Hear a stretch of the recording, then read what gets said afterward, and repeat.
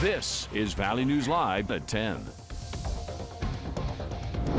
Good evening, everyone. New tonight at 10, the police chief in Ada, Minnesota is now out of a job. The chief took to social media to express his disappointment on why the city is deciding to let him go. Tonight, he shared with our Nishay Taylor all he wants to do is get back to serving his community.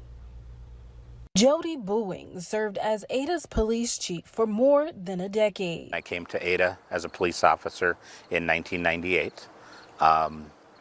Raised my family here and dedicated myself to the community. But late last year, Booing says he contracted COVID-19 after coming into close contact with a suspect during a call for service. And during that time, I just continued to get weaker and weaker.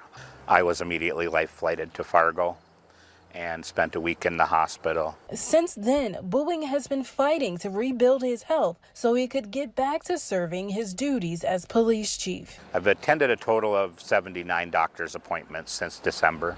Instead, he has since been dismissed from his position. That was very hard. I did not see that coming. Booing says now he is well enough to return and does not agree with the city's decision to relieve him of his duties. It says in the papers that they need to hire a police officer and move on. But he says it's going to take longer to hire someone rather than just giving him his job back. I do believe that I would be that police officer before any other officers could get hired. Booing took to social media to express the matter. He says he is pleased with the community support. Both Booing and the city of Ada have submitted grievances, and the city has until Thursday to make a final decision. Booing says all he wants now is to return to his position as police chief.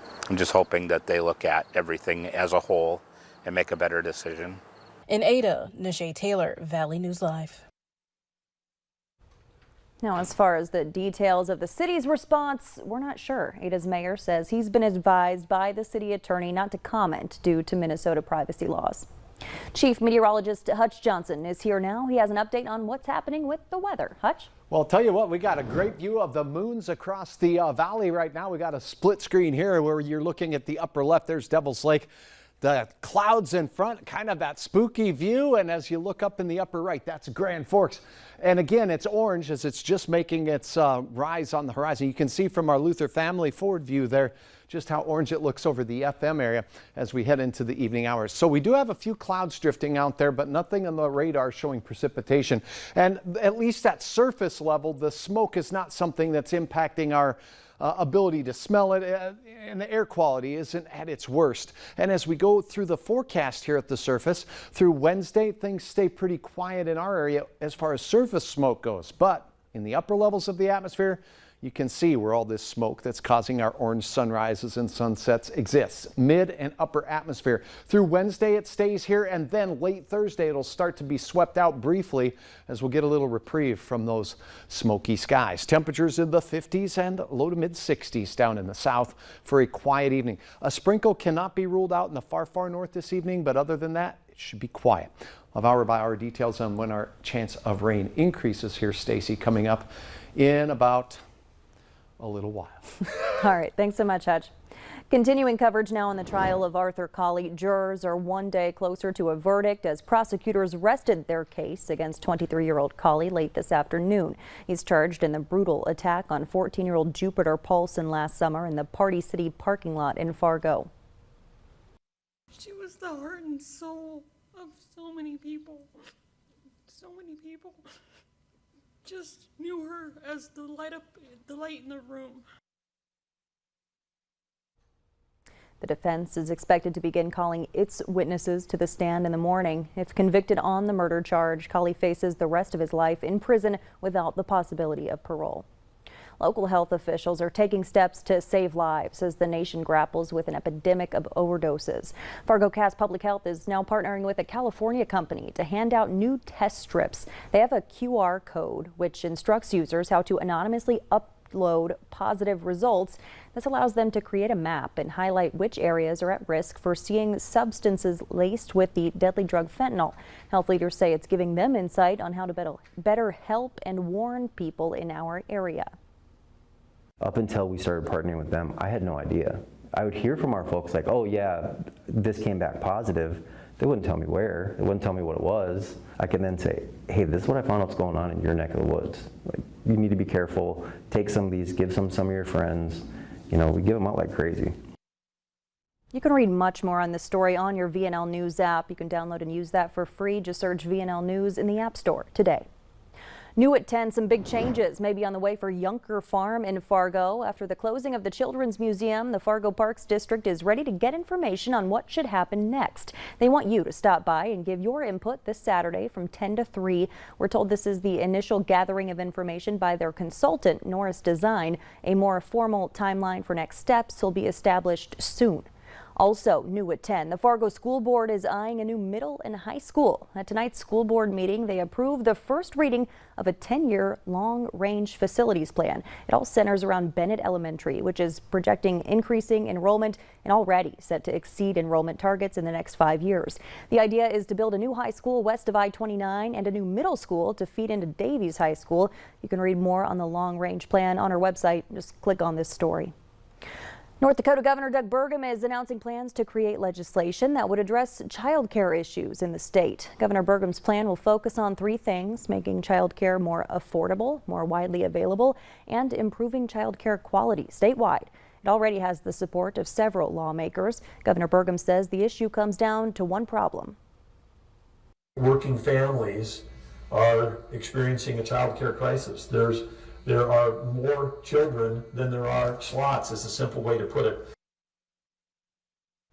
His proposal is estimated to cost between $70 and $80 million over the next 3 years. Governor Burgum is also joining 21 other governors, urging President Biden to withdraw his student loan plan. The governors are citing economic concerns, adding in part the plan will encourage more student borrowing, drive up inflation even further, negatively impacting every American, they say. The president's student loan plan would forgive $10,000 for most borrowers of federal student loans. New tonight, Minnesota's governor and lieutenant governor are weighing in as the largest private sector nurses strike in U.S. history has now entered its second day. Some 15,000 nurses from more than a dozen hospitals in Minnesota walked off the job yesterday after months of contract negotiations. They're demanding higher pay and better staffing. The nurses union is asking for a 30% pay raise across 3 years, while hospitals are countering with 10 to 12% increases. There's national labor relation boards. We're at the first part of this. We certainly are encouraging both sides to get back to the table. I think it's in the best interest of everybody involved to make sure that, they can come to an agreement, and so we'll cross that bridge when we come to it.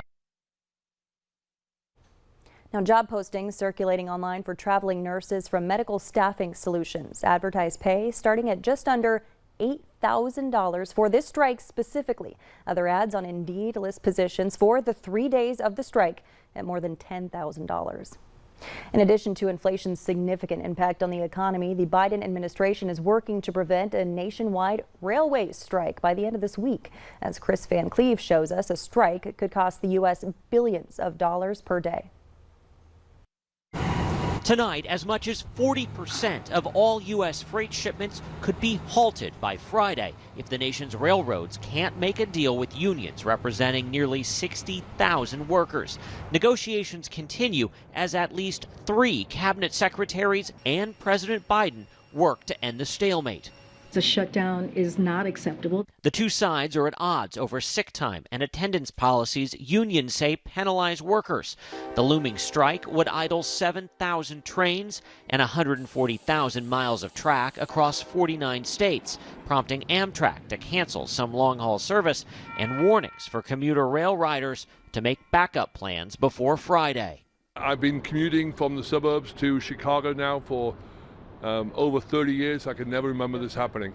Already, freight railroads are refusing some cargo.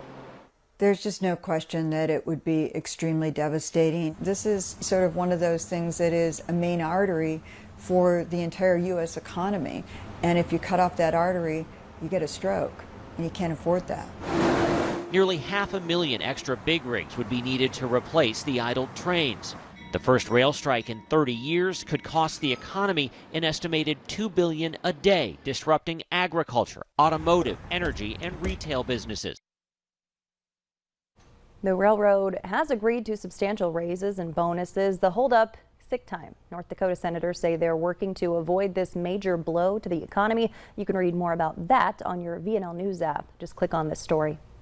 The Dow tumbled down 1,200 points today for the worst day since June. This after a hot inflation report. In the month of August, overall inflation was 8.3% higher than 1 year ago. Economists predicted a more substantial dip in inflation, but today's numbers present a headache for Democrats heading into midterms. Certainly, consumers and the Federal Reserve were looking for a bigger slowdown in inflation after all the rate increases that we've already had. Analysts say today's inflation report all but guarantees the Federal Reserve will substantially hike interest rates again next week.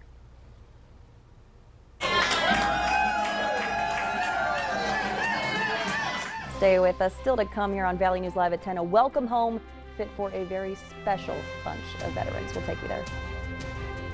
And temperatures today a little cooler than yesterday. 60s north and a low to mid 70s south. Near South Dakota, we saw some close to 80-degree readings. Now, mostly moony. We'll have details on changes in your forecast. I'll have your hour-by-hour forecast next.